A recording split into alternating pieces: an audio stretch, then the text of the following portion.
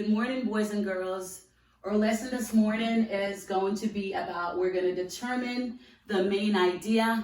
Students that are coming in, you're taking your packet at the door and you're starting to write your name at the top.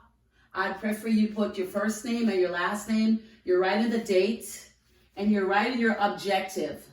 Objective states students will be able to determine the main idea of a text. I am writing and you're writing. So your name will go on the top just like how I'm writing my name. You are writing your name. You will also be writing the date.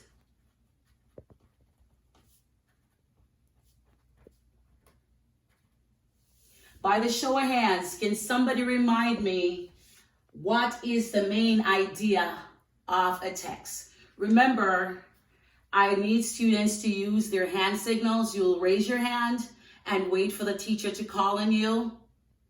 I see one hand going up. I see another hand going up. Dominique, I want you to tell Mrs. Green, what does it mean to determine the main idea of a text? You are absolutely correct. Yes, the main idea of a text determine what the author wants to teach the audience, or it also highlights the central point of the text. Today, we are going to be reading from our text, Voice of Freedom, Fannie Lou Hamer, Spirit of the Civil Rights Movement. I'd like boys and girls to turn to pages 14 through the 17, and Mrs. Green will read in your hearing. As soon as you get to that page, I'd like for students to give me a thumbs up. Great, Grace. Grace has her hand up. She has her book out. I'm going to come around and scope the classroom to make sure everybody's ready with their book. All right? Before we also do that, I also want to make sure, I'm going to scout the room to make sure everybody has their date, they have their objective on their paper. I'm writing, you're writing.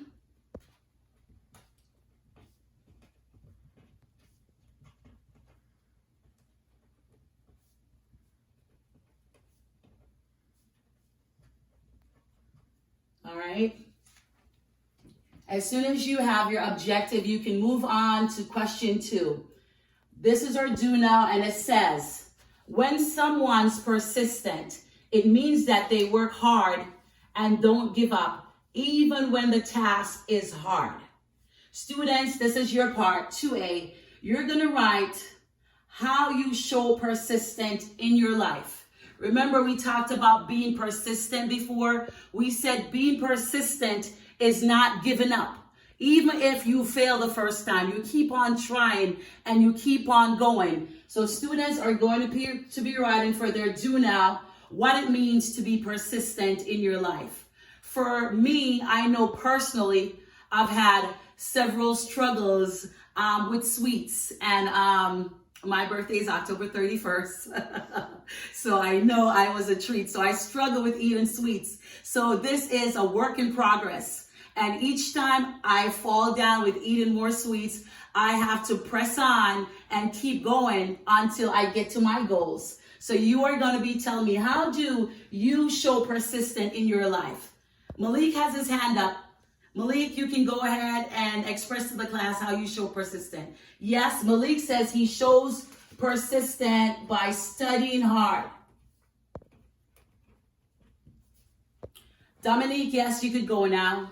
Dominique says he shows persistent by never giving up and always trying until he succeeds. Never giving up.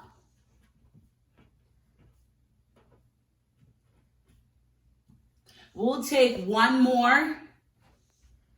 Okay, I'll take John in the back. John says he shows persistent by keep on exercising so he can get to his goal. So he keeps exercising.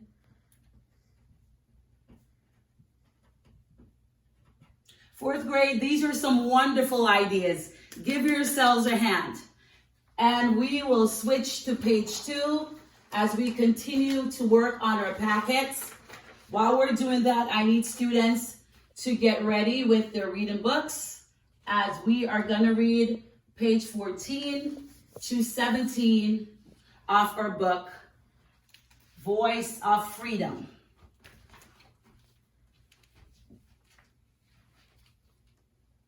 By the show of hands, can somebody read what the first heading says? Yes, Amos. Yes, it says literacy tests.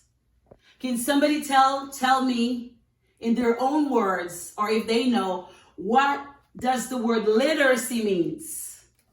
Yes, Casey. Yes, it means to be able to read and write. And I'll read in your hearing. It says, in 1962, my friend Mary Tucker and me told me about a meeting at Williams Chapel Church. 4 young men from out of town was pushing voter registration. We're going to pause right here. Registration is a big word. Can somebody tell me, what does this mean? Yes, Isabel.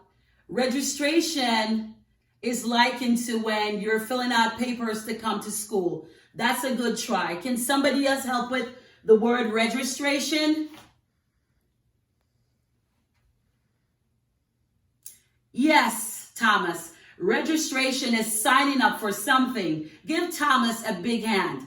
That's a good try. Not a soul was sitting up in the pews had ever cast a ballot. Till then, I didn't even know how the blacks could vote.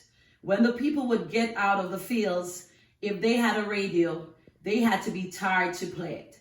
So we didn't know what was going on in the rest of the state, even much in less other places. But my hand flew up when the men asked for volunteers to go to the county courthouse and register. And all 18 of us signed up for the trip.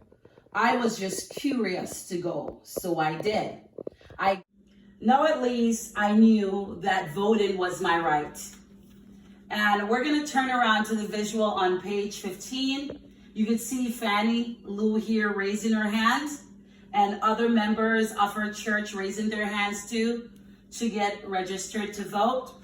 We're going to turn to page 16. The topic reads, On the Move. On the ride home, a policeman stopped her bus to arrest the driver on account of the yellow bus looked too much like a school bus. A phony charge. I have never heard one. Can somebody tell me what the word phony means? Yes, fake, not real, made up. We emptied our pockets, scraped together $30 towards the bogus fine. And this is also another word, bogus. It's not real, it's fake.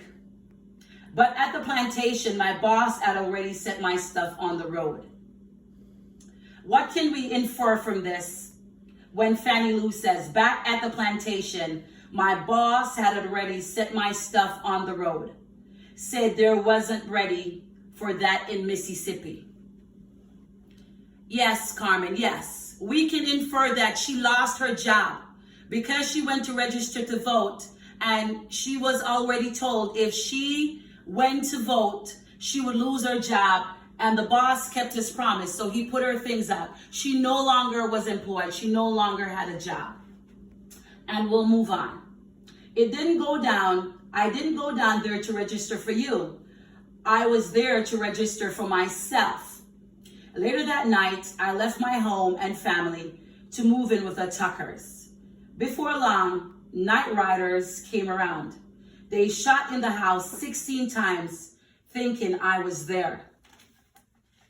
I couldn't risk the Tuckers' lives. For 2 months, I moved from place to place, hiding out with friends and family. Then I rented a house in town near the family. Soon I moved in, and I marched back into the courthouse and retook the test. What did I have to lose? There was nothing they could do to me. They couldn't fire me because I didn't have a job. They couldn't put me out of the house because I didn't have one. There was nothing they could take from me any longer. A month later, I heard that I had passed. And we talked about the heading before, on the move. So as we read the passage, you can see what's going on. Fannie Lou Hamer is moving from place to place because she voted or went to register to vote. She no longer had a job on the plantation. She was hiding now. She was hiding out with the Tuckers, but it became unsafe. People who were called the Night Riders shot in her house. So now she was living like a fugitive. She was running from place to place, hiding, fearing for her life. Right now, she felt like a person who had nothing to lose. So she said she didn't have a job, so they couldn't fire her. She didn't have a house, so they couldn't take that away from her. So she went a month later and she passed the test. We're going to move on to the final reading portion, page 17, the price of freedom.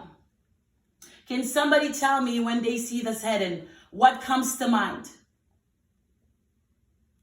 Yes, Sue. Price of freedom, meaning there was going to be a cost. Something, they had to give something, preferable monetary value, to be able to get another thing. Before I could cast a single vote, I had to pay a toll tax. Can somebody tell me what a toll tax is by raising your hand and waiting for Mrs. Green to call on you? Yes, Pierre. Toll tax is a type of tax that you pay to the government. At that time in Mississippi, it was delay tactic that the white individuals at the time, they were charging American citizens toll tax in order to vote. All right, these days we don't pay a tax because as long as you're an American citizen, you're able to go and vote. But these were some of the tactics they used. They also, when Fannie, if you notice, she went to take a test. She had to take some kind of a constitutional test. American citizens aren't required to take a test to register to vote or to vote in our elections. All right? And dodge the Night Riders who cruise slow as molasses. Can somebody tell me what molasses is? Okay, I think the teacher will take that. Being from the Caribbean, like molasses is a dark, thick liquid. It's made from sugar cane. It's very sweet. And when you try to discard it or throw it from a bottle, it comes out very slow because of its thickness. So she said, and dodge the Night Riders who cruise slow as molasses, past my house with guns. After my name was pinned in the paper. Too bad for voter registration card. Couldn't pay the rent. When Pap lost his job, we hardly could get by on $10 a week raised by those young voting rights workers who opened my eyes to the change a-coming. I hopped aboard that train. What can we infer from the last section here when Fannie's saying, by those young voting rights workers who opened my eyes to the change a-coming, I hopped aboard on that train. Yes, Sue. We can infer that this was the beginning of Fannie's civil rights career. Because now she didn't have a job. She didn't have a home. She said she hopped on this train. It wasn't a literal train, but this was a movement that she was going to be a part of. Because she know in order for things to get better, things had to change in her community. We're going to go back to our packets. If you're not already there, students are going to flip to page 2 while we attempt to get to the main idea and the gist of this part of the story. Okay? By the show of hands, I'd like for students to raise their hand and give me 2 points, 2 of the main points that the author shared with us regarding what was happening on page 14 to 17. What was Fannie Lou Hamer facing? What was going on in her community? I'm writing and you're writing. We'll take the first person. Yes, Pierre. We saw that the Voting Rights Act was passed and Fannie Lou Hamer went to vote. But voting didn't come easy. She had to pay a toll tax. And also she was faced with an exam or some kind of quiz she had to do in order to register to vote. So I'm writing, you're writing.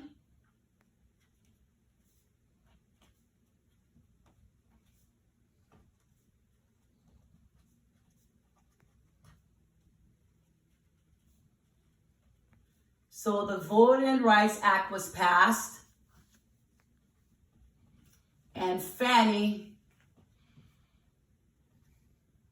went to register to vote. But that did not come easy. She was faced with a toll tax, plus she had to take a test. As a result of her registering to vote, she also lost her job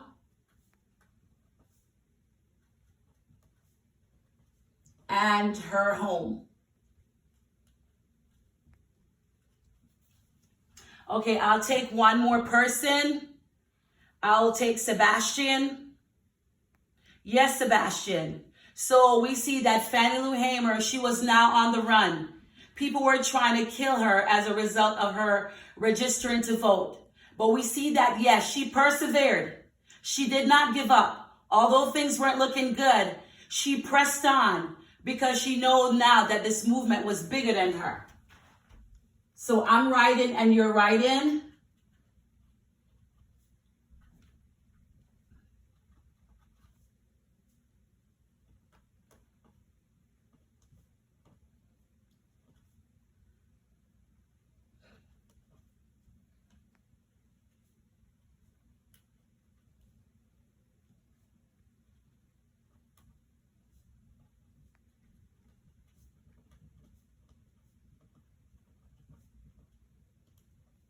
So we see this was the beginning of her civil rights career.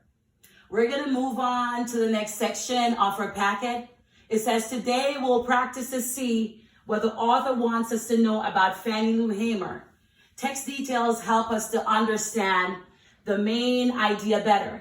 And remember, we said the main idea of our text is what the author wants to share with the audience. It is also the central idea of the text. All right. I have placed here, it's an anchor chart to help us determine or come to our main idea quicker when we're working through a text. The first step says, what is the topic? We had several topics that we worked through today on page 14 through 17. One of them was on the move. And when we saw the topic on the move, right away when we went through, we knew even before we read that someone was going to be going from place to place. And we saw that that person was Fannie Lou Hamer. That was very important in the text. So these are some of the things that you're looking for that will get you to arrive at your main thought, at your main idea in the text quicker. So she was on the move, and we saw how that played out in the text. So this is very important. There was also another one where it says toll tax. And we saw that when she went to register to vote, she had to pay some kind of a fine. There was some kind of tax that was required before she could register. Step 2 says, what does the author want to teach us? We just talked about that. That's the main idea.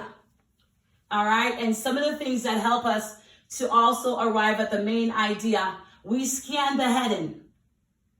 All right. A lot of good information is in the heading. Like a lot of times before you even delve into the meat of the story of the text, the heading can help you to get inferences, to come to conclusions even before you read a word. The introduction. The introduction normally has some kind of a thesis statement in the first 1 to 5 lines, and that will usually give you the main thought or the central theme or ideas that the author wants to carry out.